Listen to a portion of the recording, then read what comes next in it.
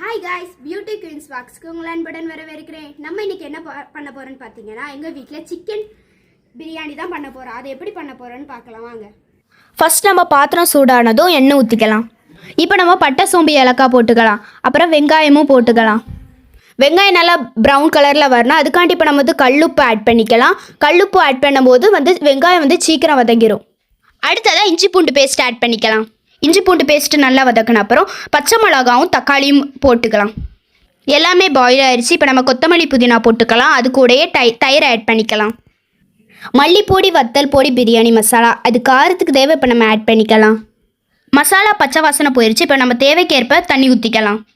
தண்ணி நல்லா பாயில் ஆனதுக்கப்புறம் அரிசி போடுறோம். ரைஸ் 3/4 பதம் வெந்துருச்சு. இப்போ நம்ம ஃப்ரை பண்ணி வச்சிருந்த சிக்கன் பீஸை மேலே போட்டுட்டு நம்ம இப்போ தம் போட்டுடலாம். சூப்பரான சுவையான பிரியாணி ரெடியாச்சு. இந்த வீடியோ பிடிச்சிருந்தா லைக் பண்ணுங்கள், ஷேர் பண்ணுங்கள், கமெண்ட் பண்ணுங்கள். மீண்டும் அடுத்த வீடியோவில் சந்திக்கிறேன். Bye guys.